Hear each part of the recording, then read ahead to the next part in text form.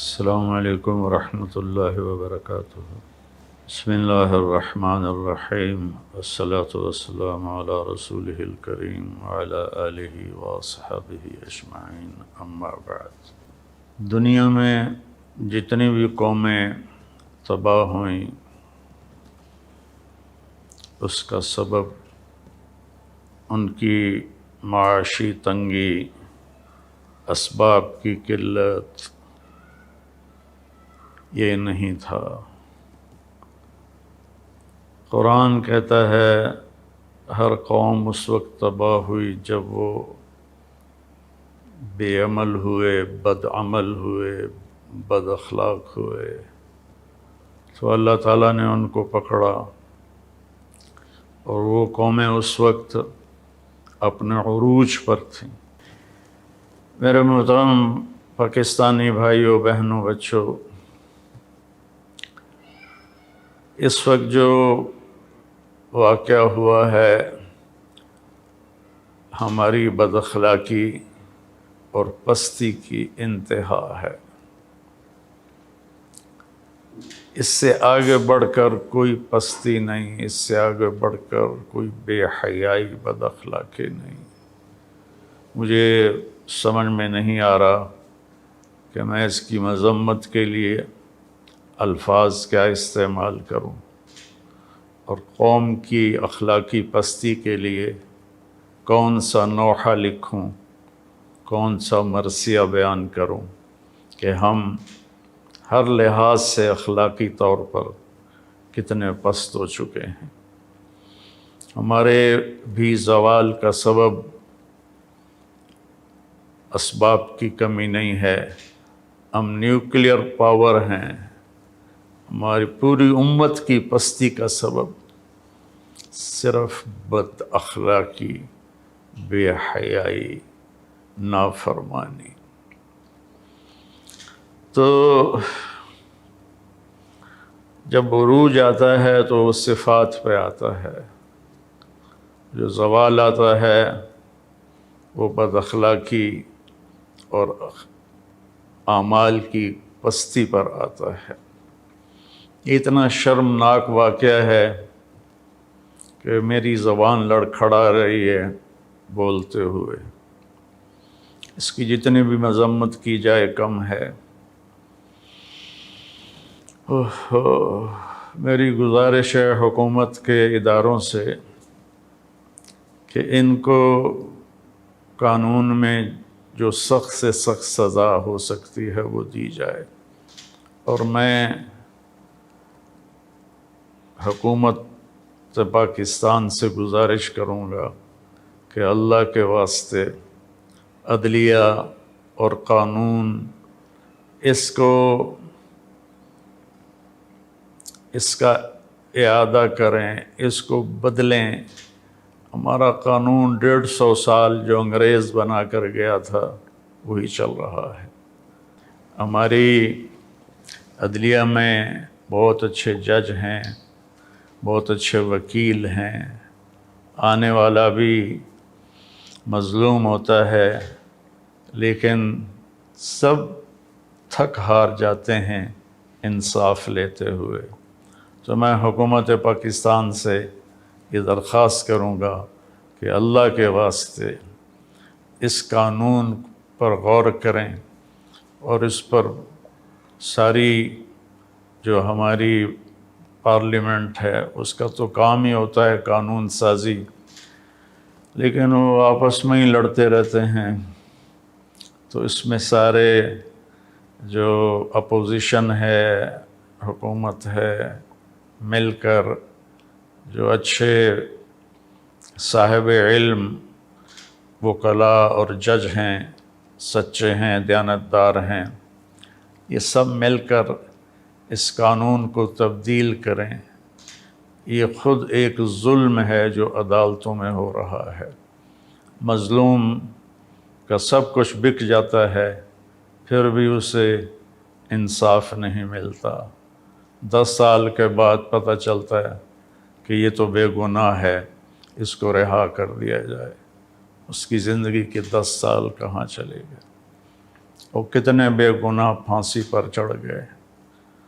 تو میرا تو سر شرم کی وجہ سے جھکا ہوا ہے کہ میں کیا کروں کیا کہوں.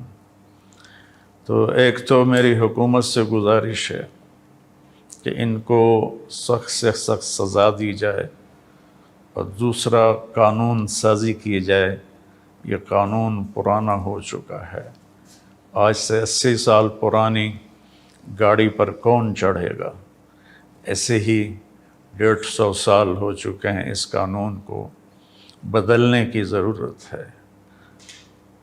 انصاف جلدی دینا یہ عدلیہ کے ذمے ہے، وکلاء کے ذمے ہے، حکومت کے ذمے ہے.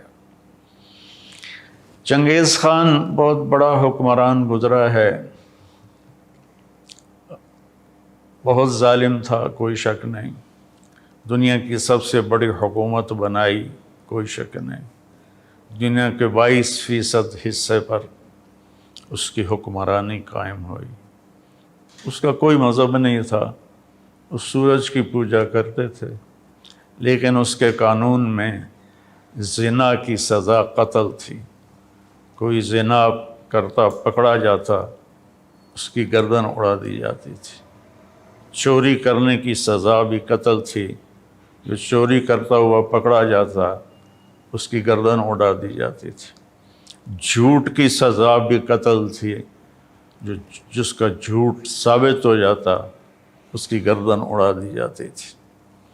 تو ایک غیر مسلم نے اپنی قوم میں ایسا زبردست نظام بنایا. ہم تو ملت اسلام ہیں، اور یہ ایک واقعہ ہائی لائٹ ہو گیا. ایسے واقعات روزانہ ہو رہے ہیں. چائلڈ ابیوز بہت زیادہ، بچیوں کے اوپر زیادتی بہت زیادہ. یہ سامنے آ گیا اس لیے اس پر شور مچا، لیکن یہ واقعات تو روز ہو رہے ہیں. تو اللہ کے واسطے سب حکومت یہ نظام نہیں بنا سکتی کہ لوگ بدل جائیں. ہمیں اپنے آپ کو بدلنا ہوگا. والدین سب سے پہلا اسکول ہوتے ہیں. وہ بچوں کی تربیت سے غافل ہیں، بس اسکول جائیں اور پڑھائی کریں، پھر آپ واپس آئیں، ٹیوشن پڑھیں، بس پھر کھانا کھائیں اور سو جائیں. آگے ہمارے اسکول صرف کاروباری ادارے ہیں، تربیت ساز نہیں ہیں. ہمارے کالجز میں لڑکے لڑکیاں اکٹھے پڑھتے ہیں.